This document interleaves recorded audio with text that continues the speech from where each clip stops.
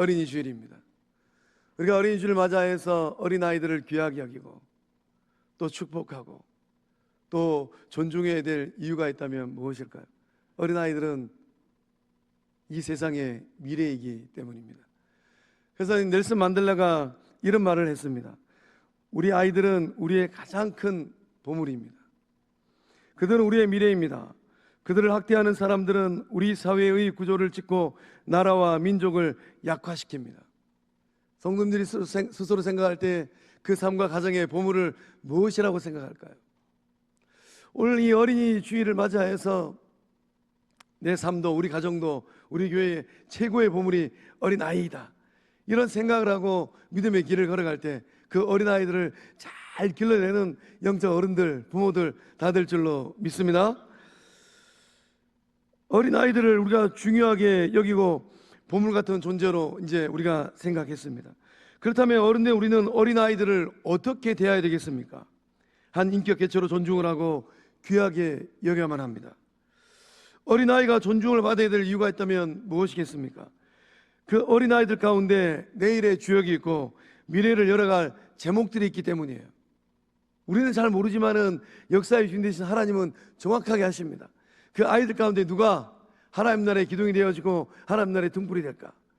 역사의 한 획을 그을 인물이 될까? 하나님은 알고 계십니다. 오래전 영국의 한 초등학교에서 한 선생님께서는 그 학생들을 바라보고 항상 밝은 표정으로 깍듯하게 인사를 하셨다고 합니다. 이 모습을 본 이 동료 교사가 질문을 했어요. 자네는 어린 아이들에게 무슨 인사를 그렇게 예의를 갖춰서 한가? 오늘 예배 자리에 나오신 성도님들은 우리 영적 공동체 약 200여 명에 해당하는 어린 아이들이 있습니다. 그 아이들을 바라보면서 어떤 얼굴을 하고 계실까요? 누구 집 자식인지 정확하게 아시잖아요. 누구 집 손주인지 정확히 아시잖아요. 그 어린 아이들을 바라보시면서 그 얼굴에 웃음과 미소가 있으실까요? 그 어린 아이들을 바라보면서 깍듯하게 예의를 갖추어서 인사를 하실까요? 그 질문을 받은 스님께서 이렇게 답변을 했다고 합니다.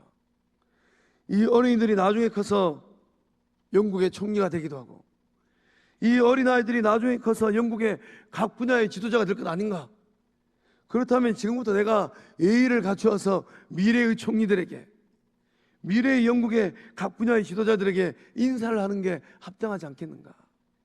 그렇게 대답을 했다라는 거예요. 이 선생님의 눈에는 누가 보이고 있는 것입니까?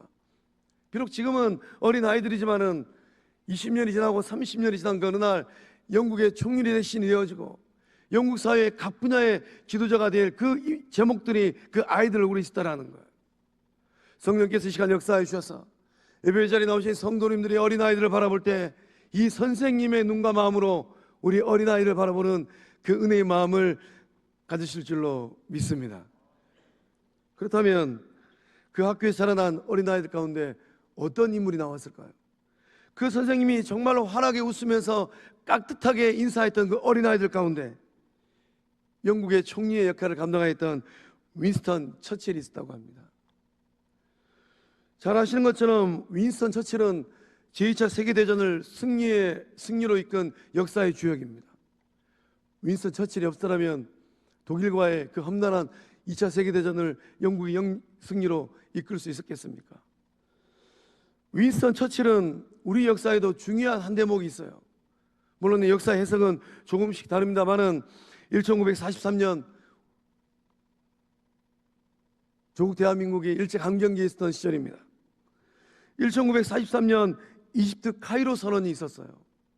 이 카이로 선언은 한국의 독립을 국제적으로 선언한 독립선언의 기초를 낳았던 선언문입니다. 그때 누가 있었는가? 윈스턴 처칠이 있었다는 거예요. 물론 역할은 큰 비중의 역할은 하지 않았던 것 같습니다. 그러나 중요한 것은 그 이집트 카이로 선언에 윈스턴 처칠이 있었다는 거예요. 저는 소망하고 축복합니다. 오늘 유아 세례를 받은 우리 세 자녀 준우, 유준이, 지원이가 역사의 한 획을 긋는 하나님의 사람, 조국 대한민국의 역사의 한 획을 긋는 걸출한 인물들 될 줄로 믿습니다. 한국교회의 등불 될 줄로 믿습니다. 그 은혜와 그 역사함 우리 영적 공동에 자라나고 있는 아이들에게 동일하게 흘러가고 있는 줄로 믿습니다. 그래서 그 아이들을 바라보면서 우리가 환하게 웃는 얼굴로 깍듯하게 인사해야 될 이유가 있던 무엇이겠습니까? 그 아이들 가운데 하나님 나라의 기둥이 있고, 그 아이들 가운데 하나님 나라의 등불이 있고, 그 아이들 가운데 영적 부모도 있고, 그 아이들 가운데 역사적인 인물이 나올 줄로 믿습니다. 그 아이들 가운데 한국교회를 새롭게 써내려갈 영적 거장들이 있는 줄로 믿습니다. 우리 영적 공동체에서 나고 자라고 있는 아이들은 어떻게 자라나고 있을까요? 우리 아이들 또한 치열한 경쟁 구도 속에서 성장합니다. 가방 메고 초등학교 들어가는 그 순간부터 반 아이들과 경쟁을 해야 돼요. 중학교 가면 이제 석차 싸움을 해야만 합니다. 우리 아이들도 치열한 경쟁 구도 속에서 자라나고 있어요. 그 아이들은 훗날 어떤 인생을 살아갈까요? 우리 아이들이 인생의 경주라고 또 치열한 경쟁 구도 가운데 놓여 있는데 무엇을 위하여서, 누구를 위하여서 그런 인생 경주를 하고 있을까요? 어쩌면 오늘 예배 자리에 나오신 우리 성도님들도 저마다의 삶의 자리에서 인생 경주를 하고 있을 것 같습니다. 어디에서 누구랑 함께 인생 경쟁, 인생 경주를 하고 계실까요? 오늘 본문의 말씀의 자리는 자리 다툼을 하고 있는 제자들 향한 예수님의 말씀입니다. 제자들의 이 경쟁 심리가 아주 팽팽합니다. 제자들은 예수님에게 뜬금없는 질문을 했습니다. 예수님, 천국에서 누가 큽니까? 제자들의 관심사는 크기예요, 크기. 누가 더 큰 영향력을 행사할 것인가? 누가 더 큰 자리에, 누가 더 좋은 자리에 올라갈 것인가? 어쩌면 세상을 살아가는 많은 사람들의 관심이 크게 있지 아니할까요? 누가 더 넓고 큰 집에 살까? 누가 더 큰 차를 탈까? 누가 더 영향력 있는 그 높은 자리, 큰 자리로 올라갈까? 누가 더 영향력 있는 사람과 친분이 있을까? 우리의 삶의 자리가 이러한 크게 문제로 인하여서 아파하고 소화를 하고 있지 않습니까? 제자들의 이 질문에 우리 주님은 근본적인 답변을 하고 있습니다. 예수님은 천국 백성의 자격에 대해서 말씀하고 계십니다. 그러니까 제자들의 관심과 예수님의 관심이 완전히 달라요. 제자들은 외적인 것, 큰 것. 그러나 우리 주님은 본질에 관심이 더 많으십니다. 예수님께서 한 어린아이를 불러서 정중앙에 세웠습니다.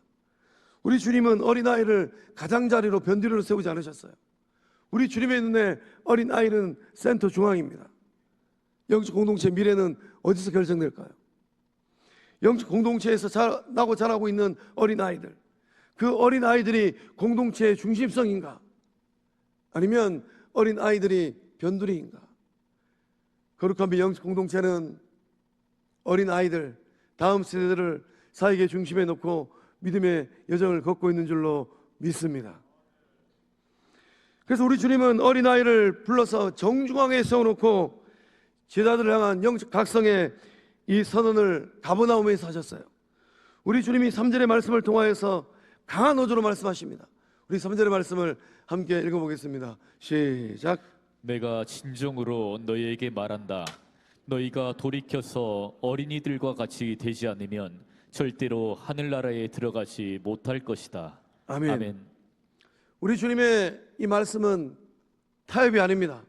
우리 주님이 아주 강한 어조로 가버나움에서 선언을 하고 계시는 거예요. 제자들은 자리 다툼을 하고 있는데 우리 주님께서 뭐라고 말씀하십니까? 천국까지 들어가지도 못했습니다. 제자들 향하여서 너희들 김치국 먼저 마시지 말아라. 천국을 들어오고 난 다음에 주님이 주시는 자리가 있지 않겠습니까? 그러나 아직 천국 들어가지도 못했어요. 그래야에도 불구하고 제자들은 자리 다툼을 하고 있으니 우리 주님의 속이 어떤 속이겠습니까? 다음 주이면 우리 영적 공동체가 장로 직분 피택을 해야만 합니다. 어떤 마음으로 그 거룩한 여정을 준비하고 있을까요? 어떤 이는 그런 동일한 상황 가운데 마음을 낮출 것이고, 어떤 이는 그런 동일한 상황 가운데 이 제자들처럼 자리 다툼하는 경쟁 심리를 부추길 것입니다. 저 목사는 잘 모르지만은 교회 주인 되시는 예수님은 아십니다. 내가 진정으로 너희에게 말한다. 너희가 돌이켜 어린 이들과 같이 되지 않으면 절대로 하늘나라에 들어가지 못할 것이다. 천국 들어가지도 못했는데 우리 주님이 무슨 말씀하고 계십니까? 결단코 천국에 들어가지 못하리라. 절대로 하늘나라에 들어가지 못할 것이다 라고 우리 주님이 못 받고 계십니다. 예수님 말씀에 순종하지 아니하면 천국 입성을 우리 주님께서 허락하지 않겠다라는 말씀이에요. 우리 주님의 강력한 의지의 표명입니다. 그래서 오늘 예배 자리에 나오신 우리는 마음을 낮추고 우리 주님 말씀에 귀를 기울여야만 합니다. 주님이 인정한 천국 백성 되었는가? 예수님께서 제자들에게 원하시는 제자 공동체 어떠한 모습입니까? 어린아이와 같은 사람은 과연 어떤 사람이겠습니까? 돌이키는 사람이에요. 주님 말씀하십니다. 너희가 돌이켜 어린아이들과 같이 되지 아니하면, 제자들은 아직 돌이키지 못했다는 것이죠. 여전히 자리 다툼하는 제자들, 예수님의 눈에 아직 멀었다는 거예요. 제자들이 예수님 말씀을 따라서 완전히 돌아서지 않으면 천국은 멀다라는 것입니다. 돌이키는 것이 중요합니다. 돌이키는 것은 완전한 방향 전환입니다. 예수를 만났으면 70도 돌아서는 것 아니라는 거예요. 90도 돌아서는 것 아니라는 것입니다. 여정이 한 발은 교회에, 한 발은 세상에, 그게 아니라는 거예요. 예수를 만난 그런 날 믿음으로 결단을 하고 180도 돌아서라라고 주님 말씀하고 계십니다. 우리 모두는 그렇게 완전히 방향 전환한 주님의 제자들 된 줄로 믿습니다. 틀린 방향으로 가고 있다, 이러한 영적 깨달음이 있었으면 결단을 하고 돌아서야만 합니다. 다음 주일날 우리가 또 그 다음 주일날 장로와 안수집사와 권사를 피택하며 나아갈 때 아무개는 완전히 돌아섰는가? 아직도 여전히 돌아서지 못한 사람인가? 영적인 눈을 크게 뜨고 주의 일꾼들을 바라볼 때에 주님께서 인정하시는 주의 제자들을 거룩한 직분자로 세워가는 영적 공동체 될 줄로 믿습니다. 영적 각성을 했으면 돌아서야만 합니다. 돌이키는 것은 마음의 변화이고 행동 양식의 변화입니다. 돌이키는 것은 마음을 새롭게 하는 거예요. 환경과 상황은 비록 어렵다 하더라도, 지금 제자들 안에서는 다툼의 경쟁이 일어나고 있잖아요. 그런 상황이라 하더라도 마음가짐, 태도는 달라야 된다는 것입니다. 극이 다툼하고 자리 다툼하는 제자들의 마음은 어떤 마음일까요? 여전히 높은 마음, 교만한 마음, 저울질하는 마음입니다. 그런 마음 가지고는 천국 문 앞에도 가지 못한다는 거예요. 버리고 완전히 변해야지만이 살 길을 열 줄로 믿습니다. 바울은 로마서 12장 2절의 말씀을 통하여서 우리가 마음에 꼭 새게 될 말씀을 고백하고 있습니다. 한 목소리로 읽어보겠습니다. 시작. 너희는 이 세대를 본받지 말고 오직 마음을 새롭게 함으로 변화를 받아 하나님의 선하시고 기뻐하시고 온전하신 뜻이 무엇인지 분별하도록 하라. 아멘. 이 세대를 본받지 말고, 교회는 학교도 공장도 회사도 군대도 아닙니다. 교회는 거룩한 예수 그리스도의 몸입니다. 교회는 성령의 전입니다. 교회는 영혼의 심입니다. 하여 우리가 영적 공동체 주의 백성들을 세워갈 때, 요즘에 전국이 많이 어지럽잖아요. 그 당리당량을 따라가는 사람들처럼, 세상 사람들처럼 그렇게 하면 안 될 줄로 믿습니다. 마음을 새롭게 함으로 변화를 받아 하나님의 선하고 하나님의 기뻐하시고 하나님의 온전한 뜻이 무엇인지 분별하여서 영적 공동체 일꾼을 세워갈 때, 단양하신 목사님께서 새로운 화두 하나를 던지시고 하셨어요. 뉴스토리. 우리 영적 공동체가 지금껏 써보지 못한 뉴스토리를 써내려가는 복된 주의전 될 줄로 믿습니다. 주님께서 말씀하신 천국에서 큰 사람 누구이겠습니까? 겸손한 사람이에요. 4절 말씀에 기록되기를 그러므로 누구든지 이 어린아이와 같이 자기를 낮추는 사람이 천국에서 큰 자니라. 자기를 낮추는 사람. 예수님께서 미숙하고 많은 부족함이 있는 어린아이를 정중앙에 세우고 말씀하셨습니다. 왜 그렇게 하셨을까요? 어린아이들은 부족한 점이 참 많지 않습니까? 철도 덜 들었습니다. 실수투성이고 때로는 또 하얀 거짓말도 종종 하잖아요. 지혜롭지 못하고 일처리할 능력도 떨어집니다. 그리함에도 불구하고 우리 예수님은 어린아이를 정중앙에 세우고 말씀하셨어요. 왜 그렇게 하셨겠습니까? 어른된 저와 여러분이 어린 아이들을 통해서 반드시 본받아야 될 그 어린 아이들의 장점이 있기 때문이에요. 어린 아이들은 겸손하기 때문이에요. 어린 아이는 부모 앞에서 겸손합니다. 어린 아이가 겸손한지 안 하는지 궁금하시면 오늘 유아 세례 받은 준우와 유준이와 지원이가 엄마 아빠 앞에서 어떻게 하는지 한번 관찰해 보시기 바랍니다. 대대한지, 눈에 그냥 힘을 주고 엄마 아빠를 쳐다보는지, 목이 꼿꼿한지, 허리가 뻣뻣한지. 어린 아이들은 정말로 겸손해요. 왜 겸손할까요? 모든 것이 부모님으로부터 오기 때문이에요. 먹는 것, 입는 것, 자는 것. 오늘 어린이날 또 철없는 아이들 장난감 사달라고 떼쓴 아이도 있을 것 같아요. 그러나 사랑 많은 부모님들은 경제적인 상황이 넉넉하지 않음에도 불구하고 허리띠 졸라매고 그 사랑스러운 아이들 또 비싼 장난감 사주잖아요. 갖고 노는 것, 학교 가는 책가방으로부터 등록금에 이르기까지 그 모든 것이 다 부모로부터 오잖아요. 그렇기 때문에 아이들은 부모 앞에서 겸손합니다. 겸손한 아이들 부모 앞에서 대대하지 않아요. 뻣뻣하지 않습니다. 자기 주장하지 않습니다.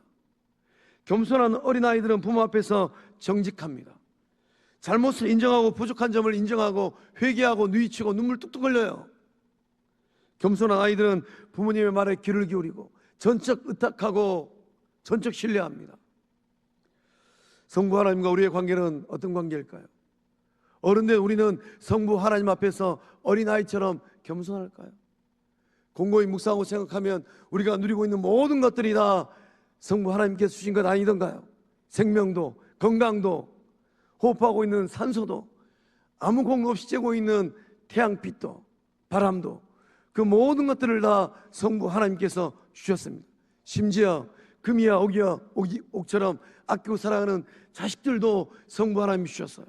그렇기 때문에 우리는 어린아이들이 부모님들에게 겸손한 것처럼 생명의 주인 되신 그 하나님 앞에서 온전히 겸손해야 될 줄로 믿습니다. 하나님은 누구에게 은혜를 베푸실까요? 하나님은 겸손한 하나님의 자녀들에게 은혜를 베푸십니다. 하나님은 겸손한 자를 구원하시고, 하나님은 겸손한 자를 붙드시고, 하나님은 겸손한 자에게 은혜를 베푸시고, 하나님은 겸손한 자에게 재물과 영광과 생명을 주십니다. 하나님은 하나님의 능하신 손 아래에서 겸손한 주의 백성들을 때가 되면 반드시 높여주실 줄로 믿습니다. 어린아이들처럼 겸손하셔야만 합니다. 어린아이들이 부모들을 전적 의지하는 것처럼 우리는 성부 하나님과 성자 예수님과 정부 문 앞에 서가지고 주님이 정확하게 하십니다. 어린아이처럼 성부 하나님과 성자 예수님과 성령 하나님을 온전히 의지하였던가. 그렇게 의지할 때에 하늘 아버지께서 예비해 주신 그 복이 성도님들의 인생의 복이 되어지고 후대들의 복이 될 줄로 믿습니다. 베들레헴에 가면 예수 탄생 기념교회가 있습니다. 예수님이 탄생한 이 베들레헴에 예배당을 지었어요. 그 예배당 이름이 예수 탄생 기념교회입니다. 예배당에 들어가는 문이 아주 좁고 작습니다. 그래서 서서 들어갈 수가 없어요. 뻣뻣하게 서서는, 허리를 뻣뻣하게 해서는 그 문을 들어갈 수가 없습니다. 허리를 숙이고 머리를 숙여야지만 그 문을 들어가서 아기 예수님 탄생의 자리를 갈 수 있어요. 그래서 그 교회의 문이 이름이 있는데 어떤 문인가? 겸손의 문이에요. 성령께서 역사해 주셔서 예배 자리 나오신 주의 친백성들 겸손한 마음으로 예배 자리 나와서 직분자들 세워갈 때 가장 복되고 은혜로운 주의전 될 줄로 믿습니다. 주님께서 말씀하시는 제자 공동체는 또 어떠합니까? 우리 5절과 6절의 말씀을 한 목소리로 읽어보겠습니다. 시작. 또 누구든지 내 이름으로 이런 어린아이 하나를 영접하면 곧 나를 영접함이니 누구든지 나를 믿는 이 작은 자 중 하나를 실족하게 하면 차라리 연자 맷돌이 그 목에 달려서 깊은 바다에 빠뜨려지는 것이 나으니라. 아멘. 예수님께서 말씀하시는 제자 공동체, 예수님께서 말씀하시는 천국에 들어가서 큰 자의 칭찬을 받을 자는 누구입니까? 돌보는 사람이에요. 누구든지 내 이름으로 이런 어린아이 하나를 영접하면, 2000년 전입니다. 20세기가 되었어야지만이 비로소 세상은 어린아이의 가치를 발견했습니다. 1900년대. 2000년 전이에요. 어린아이를 어떻게 취급했겠습니까? 머리에 피도 안 마른 녀석, 저리 좀 가라고. 2000년 전이에요. 우리 조상들은 어린아이들을 어떻게 존중하였던가요? 그러나 예수님은 뭐라고 말씀하십니까? 누구든지 내 이름으로 이런 어린아이 하나를 영접하면, 어린아이는 약자들의 대명사입니다. 어린아이는 소자들의 대명사예요. 보잘것없는 삶의 자리에 놓여있는 사람이라 할지라도, 가진 것이 없고 배운 것이 없고 능력이 없고 가문이 별 볼 일 없고 출중하지 않는 사람이라 할지라도 예수님 대하듯 그 예수님의 이름으로 영접하면 곧 나를 영접함이니. 그래서 우리가 믿음의 길을 걸어가면서 나는 영혼들을 어떠한 마음과 자세로 대면하고 있는가? 예수님께서 지금 뭐라고 말씀하십니까? 누구를 대면하든지 예수님 대하듯 대하라라고 말씀하시는 거예요. 천국에서 근자는 누구입니까? 어떤 누구를 대한다 하더라도 내 마음에 드는 사람이든 내 마음에 들지 않는 사람이든 내 마음을 행복해 하는 사람이든 내 마음을 불편하게 하는 사람이든 내 속을 뒤집어 놓는 사람이라 할지라도 예수님 대하는 심정으로 아무개가 예수님이구나, 그러한 마음으로 대면할 때 주님께서 인정하시는 천국에서 큰 자들 될 줄로 믿습니다. 주님께서 마태복음 25장 40절의 말씀을 통하여서 말씀하십니다. 이 말씀 읽고 말씀 마치겠습니다. 함께 읽어봅니다. 시작. 방송실이 안 도와주니까 제가 읽어드리겠습니다. 마태복음 25장 40절에 주님 말씀하시기를, 임금이 대답하여 이르시되 내가 진실로 너희에게 이르노니 너희가 여기 내 형제 중에 지극히 작은 자 하나에게 한 것이 곧 내게 한 것이니라. 아멘. 내 형제 중에 지극히 작은 자 하나에게. 누구의 형제예요? 예수님께서 그 몸을 십자가에 내어주시고 구원하신 형제입니다. 그 형제 중에 지극히 작은 자, 그 작은 자 하나에게 한 것이 곧 예수님께 한 것인 줄로 믿습니다. 사랑하는 성공하기 성도 여러분, 다음 주일이면 장로 피택을 해야 되고 그 다음 주일이면 안수집사 권세를 피택해야만 합니다. 우리는 누구를 거룩한 직분자로 세워야 하겠습니까? 예수님은 자리 다툼하는 제자들 정중앙에 어린아이를 세우셨습니다. 어린아이처럼 회개하고 변화되어서 새 사람 된 성도들, 어린아이처럼 성부 하나님 앞에 겸손한 성도들, 누구를 대한다 한들 치우침 없이 예수님 대하는 그런 돌봄의 마음이 있는 사람들을 직분자로 세워갈 때 더욱더 평안하고 복된 성감교회 될 줄로 믿습니다. 기도하시겠습니다. 좋으신 하나님, 어린이 주일 맞이하여서 오늘 외전이 나오신 주의 백성들이 예수님께서 인정하시는 그 순수하고 순전한 마음, 온전한 마음, 깨끗한 마음, 겸손한 마음을 가진 어린아이 같은 주의 친백성들 되게 하여 주시옵소서. 좋으신 하나님, 어린아이가 부모 앞에서 겸손하듯 성부 하나님 앞에서 마음을 낮추고 자세를 낮추는 겸손한 주의 친백성들 되게 하여 주시옵소서. 주님 말씀하시기를 예수님 대하듯 섬기고 돌보라 말씀하였사오니 우리의 마음과 우리의 자세가 그러한 마음, 그러한 자세 되게 하여 주시옵소서. 다음 주일날부터 이제 피택합니다. 좋으신 하나님, 이 은혜가 우리 영적 공동체 오로지 흐르게 하여 주시옵소서. 역사하심을 믿사옵고 생명 되시는 예수님의 이름으로 감사하며 축복하고 기도하옵나이다. 아멘.